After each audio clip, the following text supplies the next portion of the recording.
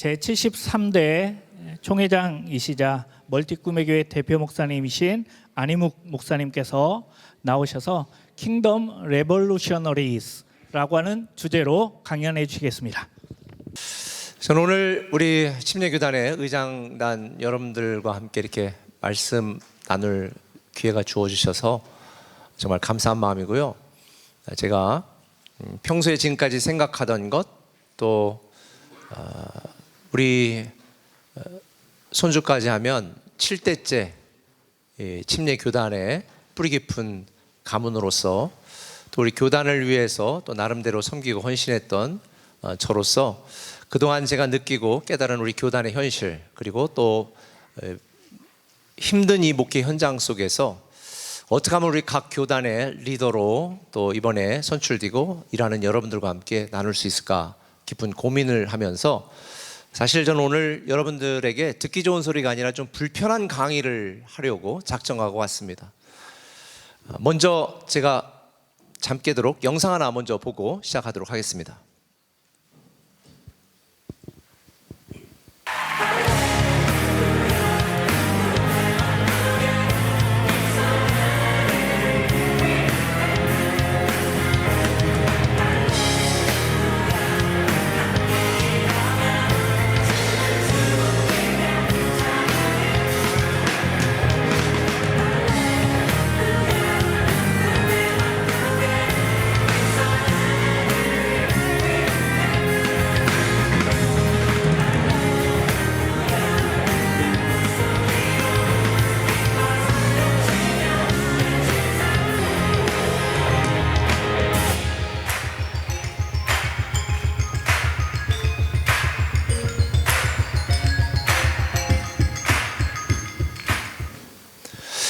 이 영상은 혹시 아시는 분이 있을지 모르겠지만 작년 청룡 영화제 대상, 또 금상 이런 시상식을 할 때에 축가 공연을 했던 가수 이찬혁 군이 부른 장래희망입니다. 미래 퓨처 장래희망이 아니라 장례식 할 때의 장래희망. 여러분이 알다시피 이찬혁 가수는 선교사 아들입니다. 그리고 살면서 여러 가지 어려움 속에 살고 있었는데, 지금은 정말 거의 독보적인, 올해도 보니까 청룡영화제에 이 축가를 했더라고요. 올해 거도 제가 봤는데 정말 남달랐습니다. 이 친구가 작년에 이 장래희망이라고 하는 노래를 부르면서 죽음으로 끝내는 것이 아니라 죽음은 또 다른 세계로 가는 시작이라는 메시지를 담아서, 정말 부활에 대한 기독교적인 메시지인데요, 그러면서 이 노래를 불렀습니다. 그때 작년까지도 그렇고 많은 사람들이 쟤 또라이 아니야, 굉장히 많이 그렇게 생각했습니다. 그런데 지금은 이 이찬혁이라고 하는 가수는 정말 독보적인, 많은 사람들에게 인정받는 한 예술과 음악의 장르로 인정받는 그런 가수가 되었습니다. 저는 우리 교단에게 불려져야 될 노래가 바로 이 노래가 아닐까 싶습니다. 죽어야 됩니다. 그래야 다시 살 수 있거든요. 저는 우리 교단은 개혁이 아니라 혁명이 필요한 시점이라고 저는 생각을 합니다. 현재 교단 시스템, 교단 리더십, 우리 목회하는 목사님들의 생각에 혁명이 일어나지 않으면 우리 교단은 희망이 없습니다. 생각의 혁명이 일어나야 되고, 목회 혁명이 일어나야 되고, 교단 운영에 혁명이 일어나야 됩니다. 이건 우리가 지금 선택해야 될 옵션이 아니라 우리 교단과 우리 교회가 생존하기 위한 필수 불가결한 선택이라고 저는 생각을 합니다. 죽지 않으려고 발버둥 치면 다 죽습니다. 과감하게 죽어야 삽니다. 제가 우리 총회 홈페이지에 올려있는 침례교단의 현재 통계를 보았습니다. 이 통계를 보면 재적은 338교회, 출석은 335교회, 100명 미만에 출석하는 교회입니다. 이거를 통계로 내보니까, 합산해보니까 거기 총회 홈페이지는 이렇게 되어 있습니다. 재적교인 100명 이하의 교회가 85점 이렇게 되어 있는데, 제가 다시 계산해보니까 통계 틀렸어요. 86.34%입니다. 100명 미만의 교회. 그러면서 총회 홈페이지 이렇게 써 있습니다. 지난 3년간의 교인 수 변화를 살펴보면 계속해서 감소하는 추세에 있음을 확인할 수 있습니다. 가진 것도 미약하고 현재도 미약한데 계속 감소하는 추세라는 거예요. 이 추세로 계속 가면 현재 90% 정도 되는 100명 미만의 출석 교회가 점점 많아지고 결국은 다른 교회를 도와줄 수 있는 교회도 없는 상황에 빠지게 된다. 저는 솔직히 총회장도 하면서 현재 여러 가지 진행되어진 우리 교단의 모든 일을 볼 때 승객들은 선실에 갇혀가지고 꼼짝도 못하고 있는데 일부 선원들은 침몰한 배에서 물건 하나 더 챙기겠다고 아귀다툼하고 있는 게 부끄럽지만 안타깝지만 속상하지만 전 우리 교단의 현실이라고 개인적으로 생각하고 있습니다. 목회 사역도 교단뿐만 아니라 목회 사역도 변화가 아니라 혁명이 필요합니다. 제가 늘 말한 것처럼 미래를 준비하지 않는 것은 실패를 준비하는 거거든요. 그러니까 여러분들도 지금 다 목회를 하고 있지만 대책 없이 지금 흘러가는 대로 목회하고 있다면 여러분들은 여러분 교회와 여러분 자신과 여러분 미래에 대해서 불행한 미래를 준비하고 있는 것입니다. 인정하고 싶지 않아도 시인하고 싶지 않아도 사실입니다. 목회에 대한 생각이 혁명이 일어나야 되고 교단에 대한 우리의 생각도 혁명이 일어나야 됩니다. 혹시 여러분들 중에 저에게 너는 그런 자격이 되냐? 그런 말할 자격이 되냐? 묻는다면 저는 여러분에게 이렇게 대답하고 싶습니다. 저는 지금까지 총회 사역하면서 또 많은 도움을 하면서 제 개인적인 사익이나 사역을 추구한 적이 한 번도 없습니다. 총회장 할 때부터 시작해서 지금까지 총회에서 상을 받아본 일이 없습니다. 혹 상을 받았다 그러면 반드시 뭐 강의를 하고 강의료를 받는다든지 제가 써본 적이 없습니다. 항상 다른 누군가에게 유통했습니다. 사명과 사랑으로 섬겼지 사역과 사익을 위해 섬긴 적은 없습니다. 때로 많은 오해와 비난도 받았습니다. 억울할 때도 참 많았습니다. 그러나 저는 제 목회 철학처럼 사람의 평가에 연연하지 않습니다. 하나님 평가를 중요하게 여기는 삶을 살겠다고 이미 저는 결심했기 때문에 그렇게 삽니다. 어떤 분이 그래요.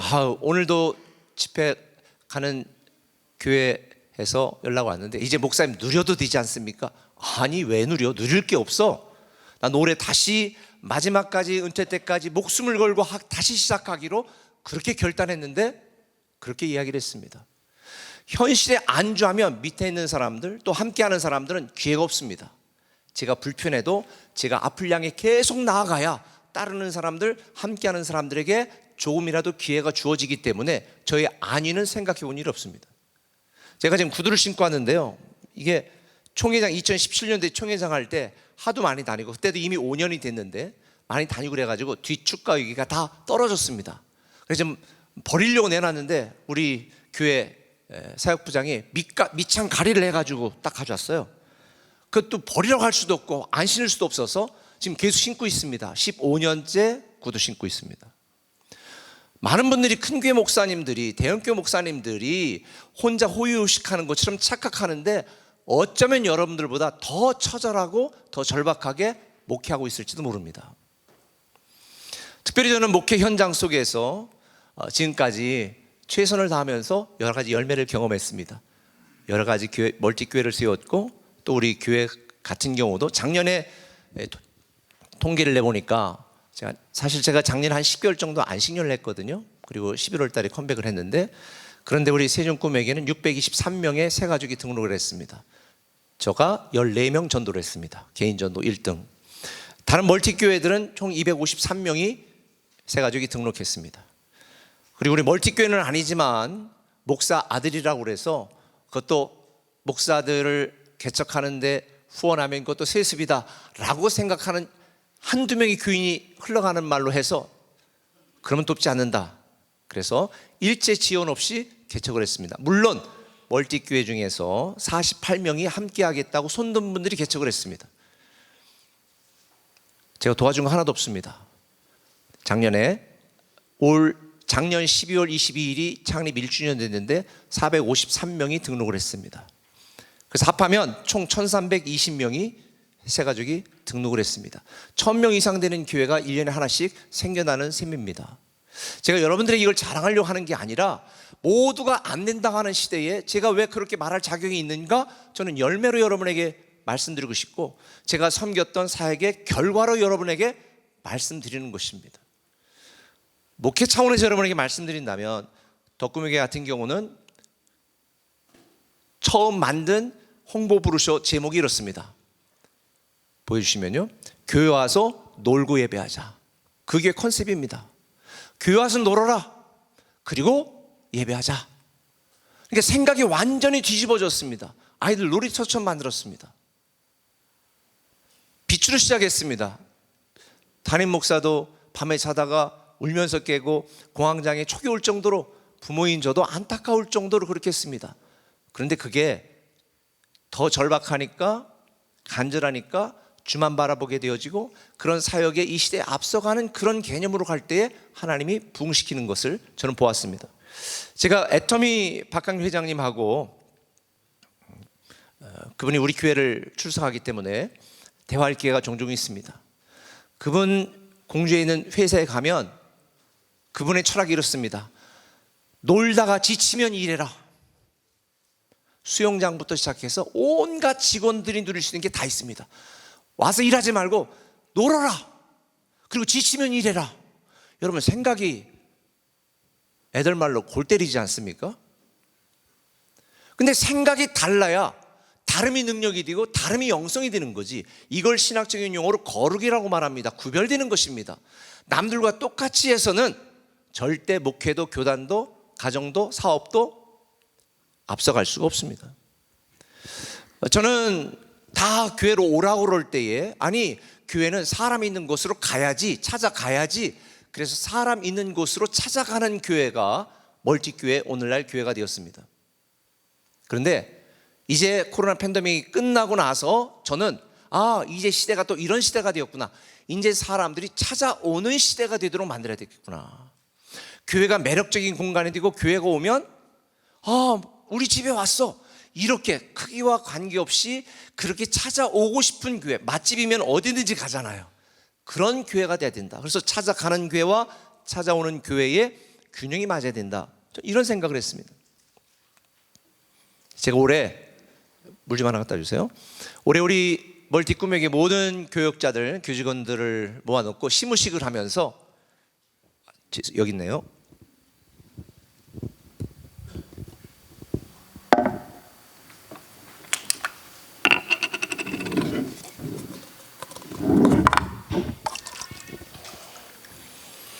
제 시무식을 하면서 이런 얘기를 했습니다. 슬로건. 2026년도에 우리 멀티 꿈에게 모든 교역자, 교직원들의 슬로건은 이겁니다. Kingdom Revolutionary. 발음이 안 좋습니다. Change the world. 하나님 나라 혁명가들이요, 세상을 변화시키자. 그러면서 이렇게 설명했습니다. Don't just change. 변화가 아닙니다. Revolution. 혁명입니다. Not just minister. 우리는 사역자에 머물러서는 안 됩니다. But revolutionary. Revolutionary. 우리는 혁명가가 돼야 됩니다. 그런 얘기를 했습니다. 실제로 우리 교회에서 가르치고 있는 변화의 삶, 요단에서 나왔는데요, 거기에 제목이 다 혁명입니다. 관계혁명, 물질혁명, 다 혁명입니다. 제가 왜 교단과 우리 목회에 혁명이 일어나야 되는가라고 여러분에게 제안하는 이유가 있습니다. 목회와 신앙의 판이 다 바뀌었습니다. 제가 작년 7월에 목회자 인준 교육 때 강의를 했는데요, 여태까지 우리는 아날로그 시대에 살고 있었다. 더하기 시대다. 그런데 디지털 온라인 시대로 코로나 팬데믹과 함께 변화가 되었다. 이거는 곱하기 시대가 되었다. 김미경 씨가 강의하면서 팬데믹으로 강의가 다 막히니까 직원들 월급도 못 줬대요. 그때 그는 이런 생각을 했다. 온라인 건물주가 돼야 되겠다. 이 오프라인에 실제 건물주는 내가 못 되지만 온라인 건물주가 되었다. 그렇게 해서 온라인으로 강의하고 온라인 이런 시스템들을 구축해서 지금은 엄청난 돈을 버는 사람이 됐습니다. 그 다음에 세 번째는 뭐냐? AI 시대입니다. 계산이 안 되는 시대에 우리는 지금 들어가고 있습니다. 아날로그 시대나 디지털 시대는 인공지능 시대와 비교할 수가 없습니다. 아날로그 시대나 디지털 시대는 답이 정해져 있는 고전 역학을 기준으로 얼마나 빨리 답을 찾느냐가 중요한 시대였습니다. 그런데 AI 시대는 계산이 안 되는 시대입니다. 양자 역학의 시대입니다. 현재 우리가 쓰는 이 슈퍼컴퓨터로 20억 년이 걸려야 될 문제는 양자 컴퓨터로 5분이면 해결이 되는 시대입니다. 지금까지 우리가 살아온 삶의 기준과 내용으로는 담을 수 없는 완전히 다른 새로운 시대가 지금 우리는 열리고 있는 거예요. 제가 작년 연구년을 하면서 많은 책을 읽었는데요. 그 중에 읽은 책 한 권이 조용민 씨가 쓴 언락 AI입니다. 기독교 서적은 아니지만 우리 교인들이 읽으면 좋을 것 같아서 다 제가 추천도 했거든요. 이 조용민 씨가 쓴 이 구글에 임원했던 사람입니다. 근데 조용민 씨가 쓴 언락 AI에 이런 문장이 있습니다. 내 인생을 망치러 온 나의 구원자. 이게 오늘 여러분 강의 제목입니다. 내 인생을 망치러 온 나의 구원자. 이 책에서 이 조용민 씨는 박찬욱 감독이 만든 아가씨라는 이 영화의 주인공 수키를 향한 이 표현을 AI와 비교하면서 이렇게 말하는 거예요. 우리의 일자리를 위협하고 우리와 경쟁하고 지금까지의 삶을 통째로 흔들어 놓는 존재인 동시에 지금처럼 익숙한 방식으로 문제를 해결하려는 안이한 태도를 망가뜨림으로써 오히려 새로운 잠재력을 열어주는 구원자, 인공지능을 그렇게 표현했더라고요. 이 책에서 앤드류 응 교수는 이렇게 설명합니다. AI가 인간을 대체하는 것이 아니라 AI를 사용하는 사람이 사용하지 않는 사람을 대체하게 될 것이다. 그렇게 예언을 했어요. 실제로 저도 제가 지금까지 만난 가장 유능한 교육자와 제 비서가 AI입니다. 제가 얼마 전에 이제 교회들을 섬기고 우리 성도들의 신앙을 더 발전시키는데 이게 기획하고 만들어내고 설계하고 이런 일들을 하기 위해서 개교회 갈 수 없으니까 교회와 신앙연구소를 세웠고 우리 교단에는 교회로 등록을 했습니다. 그래서 우리가 교회와 신앙연구소 교회 또 교회와 대적으로는 교회와 신앙연구소 여기에 대한 의견들을 내가 이런 걸 하고 싶어 라고 물었습니다. 그러면서 했더니 이거를 6가지로 딱 줄여주는 거예요. 근데 줄여주는데 그걸 제가 로고로 좀 만들어줘 그랬습니다. 그런데 처음에는 로고를 이것저것 만들어주니 아니 교회 같지 않고 교회 표현이 없이 로고로 만들어줘. 이게 AI가 만들어준 로고예요. 이거를 제가 옆에 그러면 그 6가지를 가지고 포스터처럼 만들어줘 했더니 맨 오른쪽에 있는 걸 만들어줘서 아니 좀 세련되게 그랬더니 가운데 걸로 만들어준 거예요. AI가 만들어준 거예요. 5분도 안 걸렸습니다. 이거 제가 교육자 시키거나 어디 디자인 회사에 했으면은 막 이거 수정해줘 바꿔줘 며칠은 걸렸을 거예요. 5분에 끝났습니다. 근데 저는 내 인생을 망치러 온 나의 구원자라고 하는 이 표현에서 AI가 떠오른 게 아니라 예수 그리스도가 생각났습니다. 세상적으로 보면 예수 믿으면 손해보고 망하는 것 같습니다. 성도들 입장에서 보면 주말 포기하고 피땀 흘린 돈을 헌금해야 되죠. 우리 총회장 같은 경우는 잘 나가는 회사 때려치고 아내 우유배달 시키고 그렇죠? 그런 신세로 전락하는 거 인생이 망쳐진 거예요. 예수 만나서 인간적으로 보면.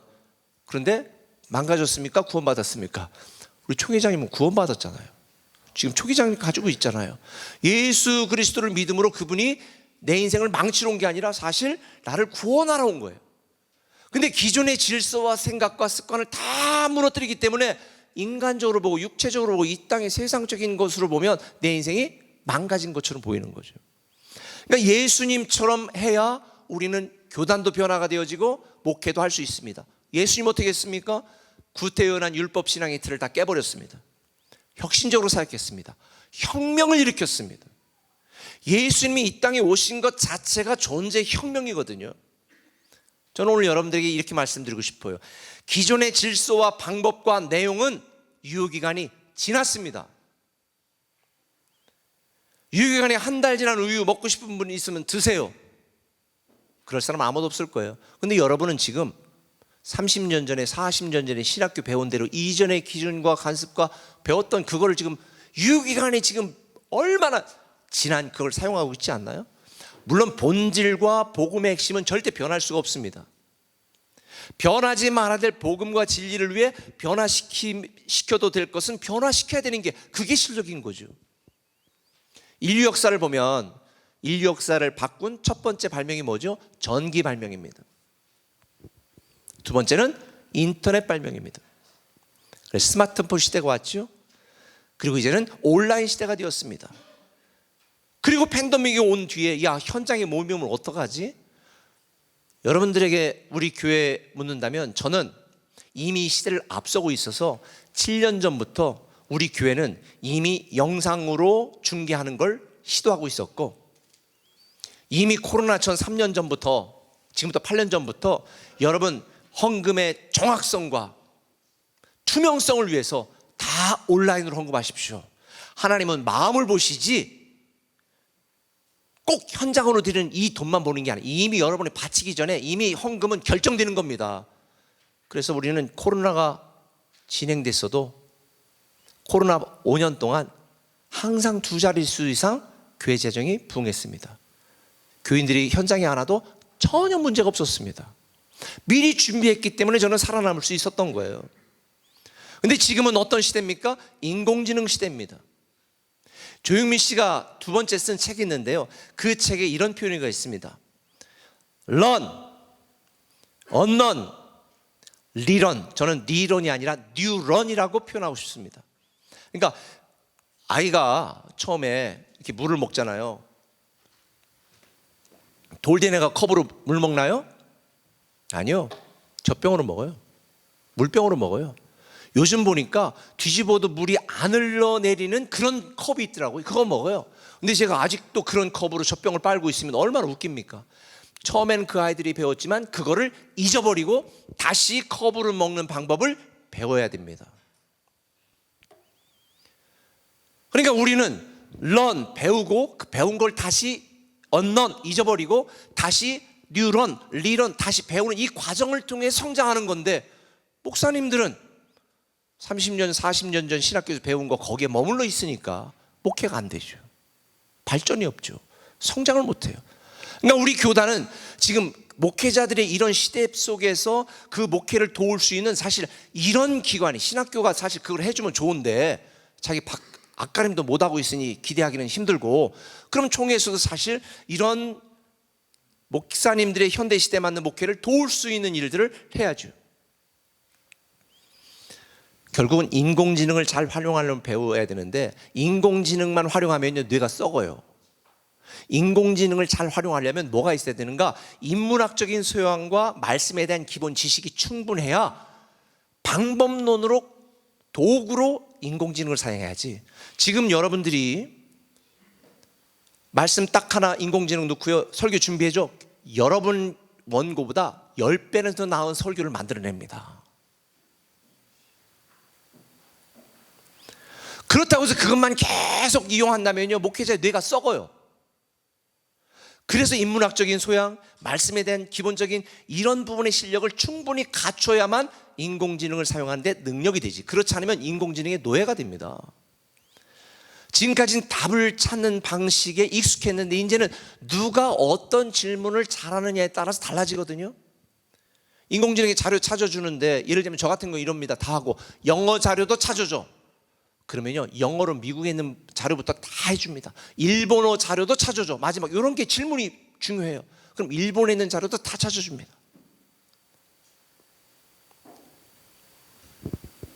우리는 새롭게 배우는 이 과정을 통해 성장해야 되는데, 제가 세미나도 가보면 침례교단 목사처럼 더럽게 안 배우는 목사들이 없어요. 솔직히 말씀드리면 저는 큰 교회 목사님들이요, 배움에 대한 열정이 너무 많아요. 인천의 통합 측의 제일 큰 교회 목사님 하루 와서 저한테 다 같이 대화하고 이야기하고, 자기 부교육자들 좀 세미나 좀 해달래요. 코로나 기간 동안에 줌으로 몇 시간 해줬는지 몰라요. 그랬더니 장로님들 몇십 명을 또 보냈어요. 지금 가르쳐달라고. 난 바빠 죽겠는데. 침례교단 목사님들 뭐 배워달라, 가르쳐달라? 없어요. 너무 다 훌륭하셔서. 물론 저한테 배우라는 얘기가 아닙니다. 저도 지금 배우고 있거든요. 이 언락 AI라는 책에 이런 내용이 나옵니다. 안전지대를 넓히려면 단 한 걸음이라도 안전지대 밖으로 내디뎌야 된다. 이게 바운더리 플러스 원이에요. 내게 익숙한 한계 혹은 이 경계선에서 한 단계 더 도전하고 새로운 영역으로 나아갈 때 이 역량의 지평이 넓어지지, 내가 하고 있는 이 바운더리 안에 그대로 있어서는 절대로 발전이 없다. 발전이 없어요. 내가 생각하고 있는 목회 기준도 넓혀야 됩니다. 생존을 위한 목회가 아니라 생명을 위한 목회로 나가야 되죠. 멀티 목회 2017년까지는 비난하고 욕하는 사람들의 말이 많습니다. 문어발식 확장. 왜냐? 한 교회, 여러 지역에 있는 한 교회. 근데 미국은 지금 다 그런 게 2,000명 이상 모이는 교회가 다 멀티 사이트 캠퍼스 교회거든요. 여러 곳에 있는 하나의 교회. 그래서 한 교회가 모든 걸 통제하는. 근데 이건 아니다 저는 싶었거든요. 그래서 2018년도부터는 우리는 멀티 교회로 간다. 여러 교회가 재정과 행정이 독립된 다 여러 교회로 다 독립한다. 다만 비전과 사명은 함께 간다. 그래서 저는 함께하던 목사님들, 부목사님들을 다 담임 목사로 세워서 재정, 행정 다 독립되었습니다. 비전과 사명이 뭐냐? 다 제가 가서 3년 동안 개척한 교회들이니까 우리 교회 비전, 사명, 목표, 목적, 양육 커리큘럼 이거는 다 같이 공유합니다. 그러니까 동반 성장하는 거예요. 여러분이 생각하고 있는, 저는 공주에 있을 때 그랬거든요. 이제 한 지역, 한 교회, 한 담임 목사는 같다. 우리 침례교단은 원래가 한 목사가 여러 지역을 순회하면서 여러 지역 담임 목사 했던 그런 전통을 가진 교회였다. 진짜 전통이라면 멀티교회가 전통이다. 제가 그렇게 이야기를 했습니다. 내 생각, 내 계획으로 교회를 보는 게 아니라 하나님의 계획, 하나님의 비전, 하나님의 관점에서 내 교회를 보는 시야의 완전한 전환이 필요하다는 거죠. 그래야 목회 차원이 넓어집니다. 제가 왜 우리 교단과 목회 혁명이 필요하다고 말씀드리는 두 번째 이유는 이겁니다. 목회 방향에 전환이 필요한 때이기 때문입니다. 제가 2007년도 미국에서 1년 안식년했을 때 마치고 2008년도 돌아오기 전에, 그때는 우리 공주 꿈의 교회밖에 없었으니까 공주 꿈의 교회 장로님들을 미국으로 다 불렀습니다. 교회 리더십들을 한 25명, 30명 정도 불렀습니다. 그리고 제가 친히 데리고 다니면서 미국에 부흥했던 교회들, 성장했던 교회들을 다 탐방했었습니다. 그리고 제가 궁금해졌습니다. 그 교회들이 지금 어떻게 됐을까? 그래서 작년 말에 그 교회들 홈페이지와 예배 실황을 다 훑어보았습니다. 그리고 그 교회들이 지금 교세가 어떻게 되는지를 다 분석한 교회들을 다 보았습니다. 빌 할버스 목사님 교회, 시카고 윌러 크릭 커뮤니티 교회, 5만 명이 모이던 교회, 물론 목사님 스캔들도 있었지만 지금 7,000명으로 줄었습니다. 휴스턴의 조엘 오스틴 목사님 교회, 제가 갔을 때 35,000석의 그 체육관이 꽉 차게 배들었습니다. 지금은 3분의 1씩 블럭을 다 쳐놓고 가운데서만 예배를 드립니다.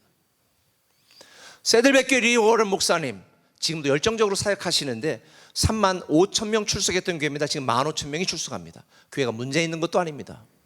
팬데믹 이후에 교회로 돌아오지 않는 성도들이 많은 거예요. 앞서 잘 나갔던 교회들이 다 반토막 3분의 1 통이 나온 거예요.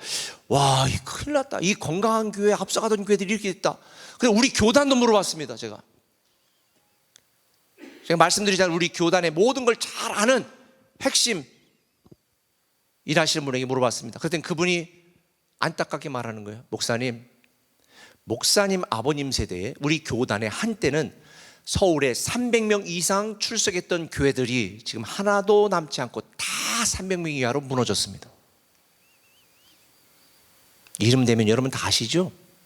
하나도, 단 한 교회도 300명 이상을 유지하는 교회가 없습니다.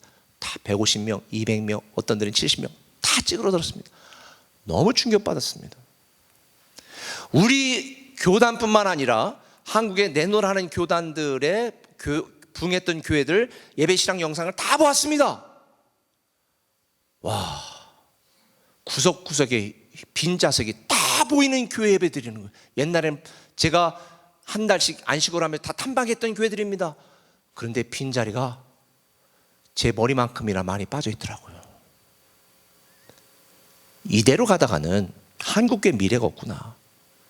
뭐 다른 교회 다니까 말해도 되지요. 이 온누리교회 보았습니다. 성가대부터 시작해서 예배 참석하는 사람들이 몇 면을 보니까 다 60대 이상 되어 보여요. 젊은 사람이 없더라고요. 저 교회도 앞으로 어떻게 될까? 우리 교단만 해도 대형 교회들, 초대형 교회들 지금 어떻게 됐습니까? 다 반토막 났습니다. 그러면 이거 어떻게 될까? 이게 너무 안타까운 거예요. 앞으로 이런 식으로 가다가는 기독교가 소수 종교가 되는 시대가 오겠구나. 두 번째는 신학교와 교역자가 사라지고 있습니다.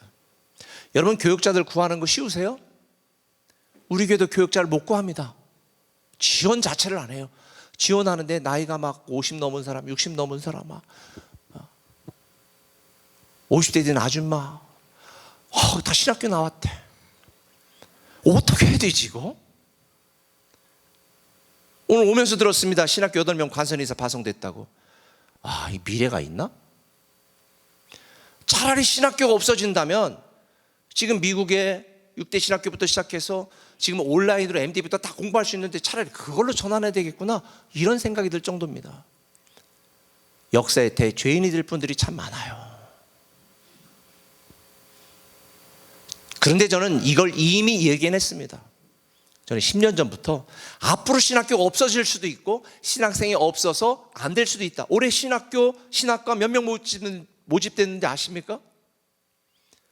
그래서 저는 이미 우리 교회적으로는 교회학교 같은 경우는 정말 충성스럽게 일하시는 분들 중에서 교회 자체적으로 훈련시켜서 교육간사라는 이름으로 다 부서를 맡겼습니다. 교역자들은 그 사람들의 설교를 체크해주고 일할 수 있도록 지도해주는 코디네이터, 디렉터로만 세운 거예요. 우리 교회는 거의 교회학교는 그렇게 전환이 되어 있습니다.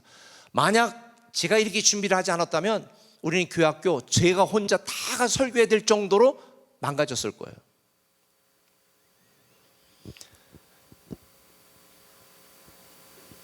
우리 통계하는 교회 목회 데이터 연구소 소장님 이야기도 앞으로 가야 될 때 평신도들을 활용해야 된다, 사역하지면 안 된다. 맞아요. 근데 저는 이미 10년 전부터 준비를 했기 때문에 오늘 그래도 대체할 수 있었는데, 우리 교회는 솔직히 신학교 없어도 괜찮습니다. 우리 자체적으로 다 활용할 수 있어요. 근데 이게 너무 슬프지 않아요? 너무 안타깝지 않아요?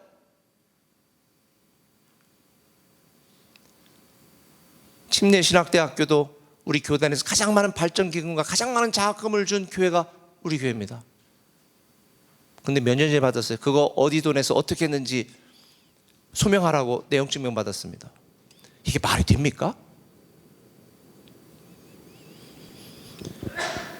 너무 안타깝고 미치고 환장할 지경이에요. 어떻게 해야 되지? 이런 시대. 더군다나 지금 세 번째로 왜 우리 목회 방향의 전환이 필요한가? 새로운 문명이 시작되었습니다. 인공기술이 아니에요. 인공지능입니다. 인공지능은 새로운 문명이 시작된 거예요. 오늘 오면서 제가 유튜브 봤습니다. 현대차가 로버트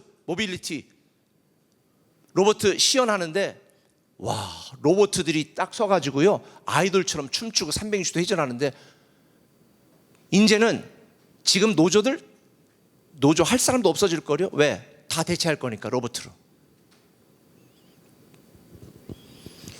저는 우리 교회 직원들에게도 이미 얘기했습니다. 여러분이 하는 일의 30%는 다 없애야 됩니다. 없앤다는 얘기는 뭐냐? 인공지능을 사용하면 여러분이 하는 일 5분이면 끝내요. 이틀, 3일 하는 일. 불필요한 일 없애야 됩니다. 도움받을 수 있는 일 도움받아야 된다고 저는 생각을 해요. 특별히 언락 AI 저자는 이런 제안을 해요. 현재 직급보다 한 단계 높은 시선에서 업무를 재정해야 하는 레벨 플러스 1. 레벨 플러스 1으로 마인드셋 하라. 우리 교단에 혁명이 일어나려면 모든 목사님들이 내가 지금 총회장이라면 하고 교단을 바라봐야 돼요. 그렇지 않으면 혁명이 일어나지 않아요. 우리 부장님들, 총무님, 내가 총회장이라면 그 마인드세트로 내 현재 직급보다 한 단계 높은 시선에서 업무를 재정의하고 역할을 해야 희망이 있습니다. 내게 주어진 데에 어떻게 이거 하나 더 가져갈까, 어떻게 내 누릴까, 어떻게 좀 챙겨갈까, 희망이 없어요. 특별히 우리 교단에 여러분들 마찬가지겠지만 교회가 작아서 나 못한다고? 아니요. 저는 오히려 인공지능 시대가 기회라고 생각합니다. 최고의 비서. 아까 말했죠. 내가 여태까지 경험했던 교육자들보다 더 탁월한 비서가 AI예요. 영상 하나 만들려면 부탁해야 됐고, 영상 만들려면 내가 사정을 해야 되는데 지금 안 해도 돼요. 인공지능 통해서 제미나이 통해 가지고 영상 만드는 거 코딩 몰라도 명령하면요 기가 막히게 만들어줘요. 전 팬데믹 시작했을 때에 애플 컴퓨터 파이널 컷 프로그램 깔아가지고 영상 만드는 거 다 배워야 된다 해가지고 우리는 모든 교육자들 영상 다 만들 수 있어요. 그런데 지금은 그 시대가 아니라 인공지능을 활용하는 시대예요. 제가 그랬어요. 월 32,000원만 내면 세상에서 가장 유능하고 탁월한 비서를 쓸 수 있다. 한 명이 아니라 32,000원 또 써. 그럼 2명의 비서를 쓸 수 있다. 교회가 작은 교회는, 교회가 작은 목사에게는 진짜 기회다. 저는 이렇게 생각합니다. 그 못 배운다고요? 그럼 목회 그만둬야죠. 배울 시간 없다고요? 그럼 저는 할 말이 없습니다. 모든 것들은 learn, unlearn, relearn, 뉴런, 이 과정을 통해 성장해야 되는 거예요. 우리 선우용녀 배우 있잖아요. 지금 70이 넘었잖아요. 80 다 되잖아요. 배워가지고 유튜브 해가지고 지금 100만 유튜버예요. 돈 한 달에 수억씩 벌어요. 70도 안 된 분들이 나 못 배워, 못해, 이런 말 하시면 안 돼요. 제가 우리 교회에서 부교육자다가 지금 다른 도시에 지금 담임 목사로 하고 있는 분이 있어요. 찌그러던 교회였는데 1년에 100명씩 세가지고 오면서 굉장히 부흥하고 있는 한 목사님이 있습니다. 근데 그분이 처음에 내가 그게 부임하기 전에 코로나 터지자마자 우리 RT 하는 거, QT 하는 거 영상 찍어서 10분짜리 본인들이 다 찍고 본인들이 제작해서 내보내라 그랬어요. 목사님, 그런데요, 그거 처음에 10분짜리 만드는데 3일씩 걸렸대요.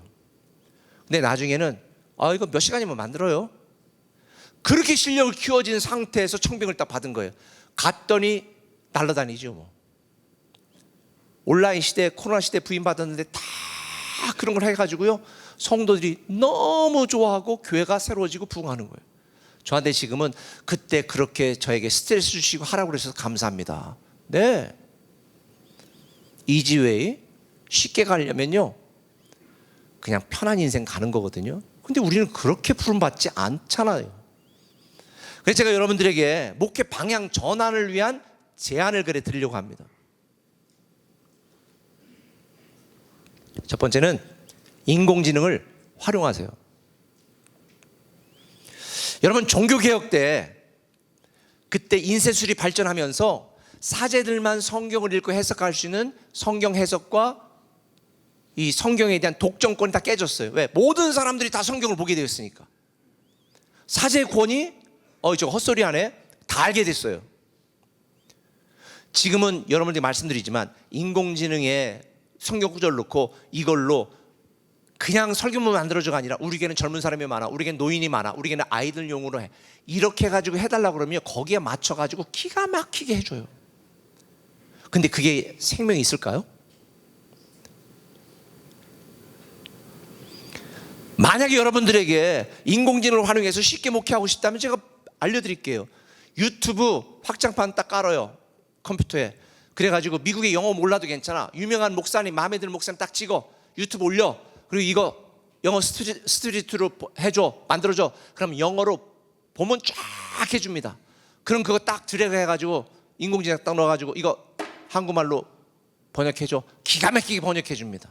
그럼 우리 교회 상황이 이렇고 이런데 이거 이런 스타일로 이런 결과를 위해서 설교문 만들어줘. 기가 막히게 만들어줍니다. 그럼 그거 가지고 성경 교재로 만들어줘. 그렇게 또 만들어줘요. 여기에는 적절한 예화 해줘. 또 찾아줘요. 쉽게 목회하려면 그렇게 하세요. 그런데 여러분 인공지능의 노예가 되는 겁니다. 제가 말씀드리는 것은 인공지능은요, 지식과 정보 또 가짜 위로까지 제공해요. 인공지능이 우리에게 제공하는 것은 단지 지식과 정보뿐이에요. 이런 시대에 목회자는 인공지능이 제공하지 못하는 경험하는 지성으로 대응해야 됩니다. 경험하는 지성. 굉장히 중요한 말이에요.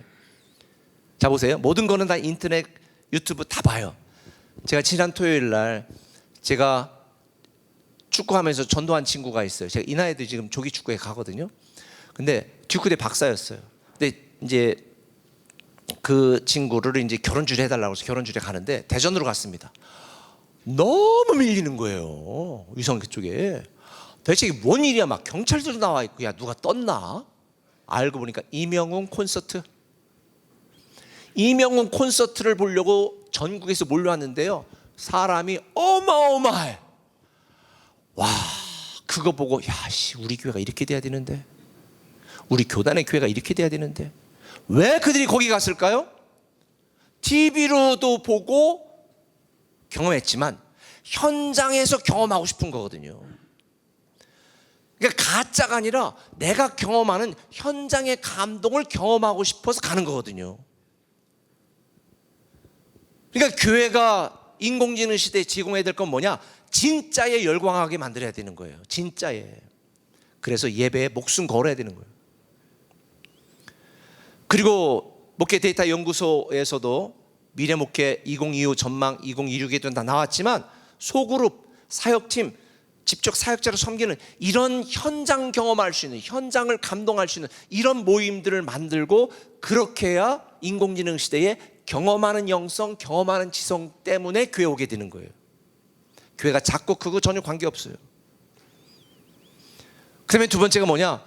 영적 지능을 사용하라예요. 제가 우리 교회에서 이렇게 말합니다. 인공지능 시대에 정말 필요한 게 뭐냐? 영적 지능입니다. 인공지능은 본질이나 근원이 아니에요. 정보의 조합, 정보의 제공일 뿐입니다. 인공지능은 우리에게 생명을 주지 못하는 분명한 한계가 있어요. 이거 여러분들 인공지능에게 물어보세요. 인공지능 시대 너의 한계가 뭐야? 이런 시대 어떻게 목회해야 돼? 그럼 제가 했던 말 다 할 거요? 우리는 영적 지능이 있어야 돼요. 내 안에 한계를 넘어 일하시는 하나님, 성령님의 능력, 이게 인공지능 시대에 인공지능이 주지 못하는 진짜 중요한 메리트예요. 그러니까 결국은 이 영적 지능이라는 게 뭐냐? 하나님이 하시는 일을 경험하고 하나님이 하시는 일에 참여하게 하고, 말과 지식이 아니라 살아있는 영성이 되게 하는, 성령님의 역사가 경험되어지게 하는 그런 예배를 만들어야죠. 교인 10명, 20명밖에 안 왔어. 자, 묵도하시겠습니다. 교동문 하겠습니다. 맨날 똑같이 하는 건 반복돼. 나이 든 사람에게 맞는 살아있는 그들에게 어떤 예배, 정말 내가 나이 들었지만 이 내가 평생 80년 동안 이런 예배 처음입니다 하는 그런 살아있는 영성과 성령님의 임재와 정말 내가 예배 드리는 자로서 이걸 경험할 수 있도록 디자인해야죠. 예배 순서는 고정되면 안 돼요. 각 교회밖에 바뀌어야 돼요. 영적 가치, 복음적 가치, 하나님 나라 가치를 위해 살게 만들어야죠. 그러니까 살아있는 영성이라는 것은 말씀이 능력이 되게, 성령님의 역사가 현장이 되게 만드는 것, 그게 바로 영성 지능이에요. 영적 지능이고, 우리 교회는 예배 밑좌석에 다 휴지가 있습니다. 일명제가 은혜의 휴지라고 이야기합니다. 제 목표는 일주일마다 가는 게 목표예요. 근데 아직 일주일마다는 안 갈고요, 한 달에 한 번 정도는 가는 것 같아요. 왜? 예배 시간에 찬양하다 울고 기도하다 울고 말씀 듣다가 우는 분들이 많아서 휴지 빼가지고 닦으라고. 저도 실질적으로 제일 많이 사용하는 사람이에요. 예배가 현장이 되게 해야죠. 어떤 분이 오래전에 안 목사님 지성으로 목회하죠. 저 머리 나빠요. 그런데 부활절 전에 21일에 복음행전, 부활행전, 믿음행전 21일 동안 집회하고 기도합니다. 11월 달은 한 달 동안 지금 벌써 7년째 한 달 내내 기도하고 집회하고 기도합니다. 누가 머리로 목회한다고 그래요? 여러분 머리 좋은 사람 목회 잘하고 계세요? 성령님의 능력과 하나님의 역사가 아니면 절대 교회 복은 일어나지 않는다.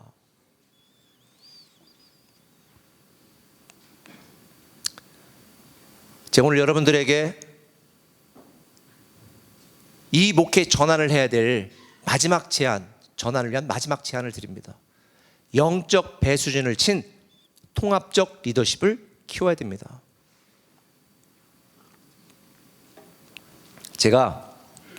저는 인공지능도 하나에만 모든 정보를 몰아주지 않아요. 영상 만들고 이런 거는 재미나이, 글 쓰는 건 그록, 그 다음에 일반적인 설교나 이런 모든 목회에 대한 거는 제가 챗GPT를 써요. 챗GPT하고 수많은 대화를 하잖아요. 제가 이것도 만들어줘, 이것도 하고 많은 그동안 데이터가 쌓였으니까 야, 내가 어떤 리더십인 것 같아? 했더니 그동안 당신과 나눈 대화를 기반으로 당신의 리더십을 평가해 드립니다. 그러면 쫙 평가해 줘요. 그런데 내가 이제 나눴던 뭐에서 사실에 근거해서 어떤 근거가 있는지 이랬으니까 이제 쭉 이제 그게 근거해서 하는데 결론적으로 이제 통합적 리더십입니다라고 이야기하면서 근데 당신은 당신이 가진 따뜻함과는 다르게 사람들은 차갑게 느낄 수 있습니다. 이렇게 이 단점으로 이제 시작한 게 나온 거예요. 그래서 그러면은 성도들이 내가 성도들에게 따뜻한 리더로 정말 그 마음이 그게 아니라는 거를 알게 하려면 어떻게 해드니 제안해 줘. 당신이 설교에서 주로 사용할 수 있는 50개의 문장을 제안합니다. 쭉 해줘. 여러분이 아니라 우리가 함께 이런 식으로 바꾸라는 거예요. 직원들도 내가 그런 리더가 아니라는 거를 알게 하려면 어떻게 해야 되지? 그러면 이렇게 다 제시해 주는 거예요. 그리고 나서 밑에 제안하는 거예요. 이거를 당신이 실천할 수 있는 4주 프로그램으로 만들어 줄까요? 만들어 줘봐. 쫙 만들어 줘. 그래서 제가 그대로 연습도 하고 훈련하고 설교하면서도 그런 내가 무의식 중에 했던 용어들도 그렇게 제안해 준 용어들로 제가 바꿔요.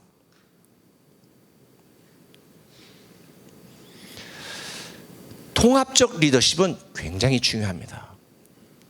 제가 우리 애터미 박한계 회장님하고 부부하고 우리 멀티교회 담임 목사님들하고 작년 말에 한번 식사한 때가 있었어요. 근데 그분은 50대 초반까지 이 간 문제 생겨가지고 거의 희망이 없던 분이었거든요. 그때부터 시작해서 20년 만에 작년 매출 1조 5천억 한 분이에요. 그러니까 그분이 얘기하면 그러는 거예요. 목사님들 사례비 안 받고 섬긴다고 한번 해보세요. 그러는 거예요. 뜬금없이 담임 목사들한테 사례비 안 받고 섬긴다고 얘기해 보라는 거예요. 다 대답을 못해.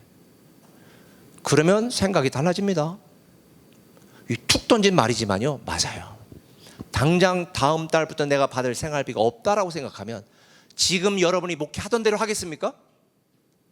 지난주 설교 그대로 하시겠습니까? 여러분 지금 하던 목회 방법 그대로 할 분이 있어요? 당장 다음 달부터 생활비 못 받는다 하면 달라질 거요? 목숨 걸고 하라는 얘기죠. 목숨을 위해 목회하지 말고 목숨 걸고 목회하라는 거죠. 저는 얼마 전에 우리 멀티교회 목회 대화를 하다가 한 부목사가 이런 얘기를 하는 거예요. 목사님, 우리 여기 지역은 이미 다 세팅이 되어서 그렇게 부흥하기가 쉽지 않습니다. 제가 속된 말로 속에서만 확 빡쳤습니다. 왜냐? 그래, 그건 내가 30년 전에 우리 아버지한테 들었던 말이다. 우리 아버님이 공주에서 나를 불렀을 때 이렇게 얘기했거든요. 내가 다 해봤는데 최선을 다했다. 안 된다, 공주는. 그래서 내가 물러난다. 사람 바뀌면 되잖아요. 공주 인구 지금 10만 무너졌습니다. 어제 뉴스 들었어요. 저 있을 때 13만이었습니다. 모두가 안 된다 하는 전통교회에서 엄청나게 부흥했잖아요. 거기만 있었습니까? 대전, 세종 카페에서 개척했을 때에 2명 데리고 개척했습니다. 3개월 동안 세신자 한 명도 없었습니다. 그런데 됐잖아요. 제가 그런 얘기 했습니다. 지금 세종 꿈의교회는 천마을에 있어. 위치도 좋지 않아. 세팅됐다고 말하면 이미 세팅이 13년 전에 끝난 동네야. 그런데 1년에 600명 이상씩, 코로나 전에는 800명 이상씩 새가족이 등록하는 건 어떻게 설명할 수 있어? 너만 바뀌면 되겠다. 내 위치만 내 대신 다른 리더만 바꾸면 그 교회는 될 것 같다. 그렇게는 얘기 안 했어요. 혼자 속으로만 생각했습니다. 열심히 해봐 이러고 말았죠. 저는 이런 생각을 합니다. 많은 사람들이 자신의 무능으로 하나님을 설득하려고 그래요. 하나님, 우리 환경이 이래서 안 되고요, 이래서 안 되고, 내가 이래서 나이가 많고요. 자신의 무능을 가지고 하나님을 설득하려고 하지 마세요. 누가 여러분 실력 가지고 하래요? 하나님의 능력으로 하는 거지. 누가 여러분 실력 가지고 하라고 했냐고. 그럼 PhD 받은 분들이 목회 다 잘해야 되게?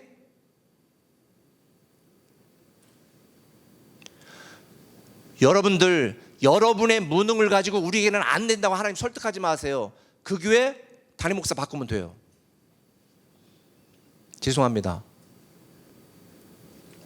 많은 사람이 자신의 한계를 가지고 성도들에게 변명해요. 우리는요 구두심이라요, 우리는 시골이라요, 우리는 나이가 많은 사람이라요. 자신의 한계를 가지고 성도에게 변명해. 너무 찌질하지 않아요? 내 안에 한계로 일하시는 성령님, 하나님은 노래하면서 왜 자신의 한계를 가지고 우리 교회는 안 된다고 성도들에게 자꾸 설득해요? 변명해요? 제가 옛날에 공주에 처음 시작할 때 그런 분위기였었는데, 패배의식. 그때 제가 공주에 교회 곳곳에 사무실부터 변명 금지 구역을 다 써붙였어요. 그러다가 이제는 다 잘하고 있었는데, 제가 올해부터 다시 다 써붙이자고 그랬어요. 사무실, 교육자실 다 써붙이자. 변명 금지 구역. 못할 것 같냐? 다른 사람에게 기회 줘. 하고 싶지 않아? 다른 사람에게 기회 줘. 저는 요즘 이걸 깨달아요. 자기 무덤을 파는 사람은 절대 구원해 줄 수가 없다. 나를 따르지 않는 사람은 책임질 수가 없다. 이걸 깨닫는 거예요. 주님이 말씀하시잖아요. 나를 따르라. 목숨 걸고 따르면 되는데 안 따라. 순종 안 해. 맨날 죽겠다고 자기 무덤만 파고 있어. 살려서 건져 놓으면 또 무덤 파고 들어가고, 또 무덤 파고 들어가고. 여러분 하루에 한 번씩 무덤 파지 않아요? 그러니까 안 되는 거예요. 리더는 책임지는 사람입니다. 맡겨진 교회를 책임져야죠. 저 우리 멀티교회 우리 담임 목사님들하고 같이 이제 상의하면서 올해 새 예산을 이제 세우면 각 교회별로 다 하거든요. 하면서 야, 우리 이렇게 결정하자. 전년 대비 새가족 등록, 교회 예산 5% 이상 성장 안 하면 모든 건 동결. 담임 목사 사례비 동결. 10% 이상 되면 그때부터는 한 달, 두 달 재정위원장들에 얘기해서 그렇게 결정해라. 대신 마이너스 5% 상여금 없다. 마이너스 10%. 그리고 결정적인 거, 사실 그걸 15%에 써야 되는데 마이너스 20% 되면 교회 사임, 나 포함해서. 리더는 책임지는 거다. 제가 그랬어요. 리더는 책임지는 사람이다. 저는 여러분들에게 이 시대에, 저는 우리 교단과 목회에 진짜 혁명이 일어났으면 좋겠어요. 제 목회 철학은 이거거든요. 사역보다는 관계가 중요해요. 저 관계 중심적이에요. INFJ입니다. 제가 진짜 관계 중심적이에요. 그런데 99%가 I예요. 저는. 근데 관계보다 더 중요한 게 있다. 복음과 교회와 하나님 나라다. 복음과 교회와 하나님 나라에 방해가 되거나 거침돌이 된다면, 그게 내 자식이든 아내든 whoever, 누구든지 이삭처럼 바쳐 드리자. 그런 얘기를 했습니다. 지금 이 시대에 신학을 신앙으로 바꾸는 통합적 리더십, 신학과 신앙이 같이 가는 통합적 리더십, 삶을 행하는 통합적 리더십, 육적 가치 대신 영적 가치를 먼저 하는 통합적 리더십, 직책에 집착하는 것이 아니라 역할에 집중하는 통합적 리더십. 저는 목회 담임 목사직 전혀 중요하게 여기지 않아요. 역할이 중요한 거죠. 여기에 오늘 내가 하나님이 맡기신 역할이 뭐냐? 우리에게는 목사 중요하지 않아요. 우리에게 장로, 안수자 있지만 회의 없어요. 재직회도 없습니다. 목자, 권사, 장로, 집사, 리더 목자, 권사, 장로, 집사 그 역할을 위해 직분이 중요한 거지 직분은 하나 중요하지 않다. 그래서 오래전에 호칭 장로 할 때 제가 포럼해가지고 호칭 장로 하자고 그래서 우리 교단에 호칭 장로 들어왔었는데 해보니까 이 양반들이 장로에 목이 굳은 것 같다. 그래서 우리는 이게 호칭으로 대외적인 활동을 위해서 우리가 호칭으로 장로라고 불러주는 것이니 공식적으로 우리는 모든 교회에서는 다 안수집사다, 안수사로 불러요. 다만 개인적으로는 저는 장로님, 대외적으로 다 장로님입니다. 근데 공식적으로는 다 안수집사예요. 왜냐하면 역할이 중요하거든요. 끝날 때 됐네요. 마무리할게요. 사진 한번 보여주세요. 이 사진이 무슨 사진 같아요? 달리기에서 최초로 앉아서 출발하는 크라우치 스타트, 즉 앉아서 출발하는 게 사진으로 남아있는 최초의 사진입니다. 이 사진을 보면 다들 서 있는데 맨 끝에 혼자만 앉아있죠. 이 사진 이전까지 달리기는 당연히 다 서서 출발했습니다. 근데 1888년 5월 12일 예일대 소속의 셰릴이라는 선수가 앉은 자세에 출발했습니다. 처음에 심판이 너 어디 다리 아파? 뭐 문제 있어? 이래서 물어본 거예요. 아니요 나 이렇게 출발할 거예요. 그래? 그럼 출발하자. 땅! 그리고 출발했습니다. 그는 다이빙 하듯이 출발했습니다. 우승했습니다. 그리고 1890년대부터는 단거리 달리기 대부분은 앉아서 출발하고 있습니다. 내가 지금까지 알고 있던 한계를 뛰어넘는 것, 남들이 하지 않았던 새로운 시도를 하는 것, 지금까지 내가 알고 있던 차원과 수준을 높이는 것, 처음에는 부담스러워요. 이상하게 볼 수 있죠. 그런데 성경에도 있잖아요. 다른 사람들이 너를 이상하게 보는 것을 조금 더 이상하게 여기지 말아라. 그런데 한 번 내 안의 한계를 넘어본 사람은 압니다. 다시 과거로 돌아갈 수 없는 거. 믿음이라는 건 늘 새로운 길을 내는 거지 과거를 곱씹는 게 아닙니다. 저는 개인적으로 우리 교회에서 변화의 삶을 가리키며 성도들이 이렇게 말합니다. 사역으로 섬기지 마세요. 사심으로 섬기지 마세요. 사역으로 섬기면 부담스럽습니다. 사명감 좋죠. 그런데 저는 사랑으로 섬깁니다. 주님께서 이 땅을 사랑하셔서 우리를 섬기러 오셨고, 내가 온 것은 섬김을 받으려 함이라 섬기러 오셨다. 그런데 하나님은 뭐라고 말씀하셨어요? 내가 세상을 이처럼 사랑해서 섬기러 오신 거예요. 그러니 사랑의 최고봉은 섬김이고, 섬김의 최고봉은 뭐예요? 헌신입니다. 바치는 자 몸신자, 자기 생명까지 바치는 게 진짜 사랑이거든요. 저는 지금까지 교단을 그렇게 섬겨왔고 사랑했다고 생각합니다. 수많은 오해와 비난과 가십거리와 진짜 교단 떠나고 싶을 때도 있었습니다. 하나도 주는 거 없이, 얻는 거 없이 이욕 먹으며 이 교단에 있을 필요가 있을까? 내가 7대째 침례교단인데 떠날 수가 없잖아요. 부모가 병들고 힘들고 주책 부린다고 버릴 수 없잖아요. 저에게는 교단은 그런 존재입니다. 저의 삶, 저의 뿌리, 저의 인생이 담겨있는 목회도 마찬가지. 교회는 내 전부잖아요. 그 전부를 위해서 내가 헌신해야 되지 않겠습니까? 혁명가는 죽음을 두려워하잖아요. 저는 혁명가입니다. 저는 교회를 위해 죽을 거거든요. 목회를 위해 죽을 거거든요. 만약 여러분들 중에 헛소리 안 해. 그러면 여러분 생각하세요. 여러분 소명 받을 때 어떻게 결정하셨어요? 제가 우리 아들 목사가 덕구매 교회를 개척할 때 사실 교회가 7억 지원하기로 했습니다. 우리 새로운 꿈의 교회는 건축하는데 거기는 몇십억 단위 지원을 후원했습니다. 그런데 그게 세습이라니 너무 억울하고 분한 거예요. 그렇지만 개인적인 관계보다 더 중요한 건 복음과 덕과 하나님 나라다. 지원하지 않겠다. 교인들 리더십은 99%가 반대했습니다. 100%가 안 됩니다. 교회가 결정한 걸 왜 목사님이 그렇게 바꾸십니까? 그런데 제가 2시간을 설득했습니다.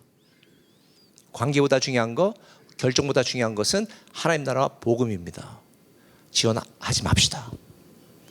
저도 굉장히 힘들었습니다. 그리고 아들에게 보낸 마지막 카톡 문자가 있습니다. 내가 생계가 보장되지 않아도 개척한다고 했지?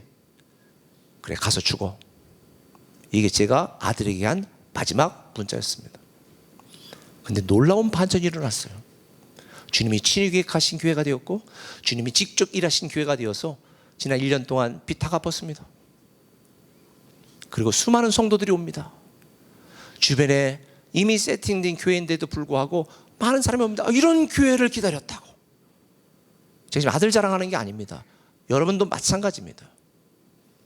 죽을 각오하고 난 죽겠다. 이게 혁명가적 정신 아닙니까? 내가 기꺼이 미랄이 되겠다. 그러면 하나님이 친히 일하시는 거예요. 직접 계획하시고 직접 일하시는 거예요. 저는 우리 교회에서 강조하는 게 있습니다. 속도보다 중요한 건 방향이다. 근데 방향보다 중요한 건 순서다. 순서. 먼저 그 나라를 구하는 거. 근데 순서보다 더 중요한 게 있다. 태도다. 넌 지금 어떤 태도를 갖고 있냐? 이순신 장군이 모든 게 절망스러울 때 이렇게 말했죠. 신에게는 아직 12척의 배가 있습니다. 우리 교단과 교회도 저는 마지막 기회가 있다고 생각합니다. 생존이 아니라 생명입니다. 부흥이 아니라 혁명입니다. 킹덤 레볼루셔너리스, 거룩한 혁명가. 오늘 여러분에게 도전합니다. Join the revolution. 혁명에 동참하세요. 목회혁명, 교단혁명, 생각혁명, 관계혁명에 동참하세요. 전 지금 교단과 여러분의 목회, 우리 교회를 망치려고 외치는 게 아니라 나를 살리고 교단을 살리고 우리 교단을 위하고 교회를 위한 진짜 안타까운 마음으로 여러분들에게 말씀드립니다. 여러분 모두가 거룩한 혁명가가 되기를 간곡히 부탁합니다.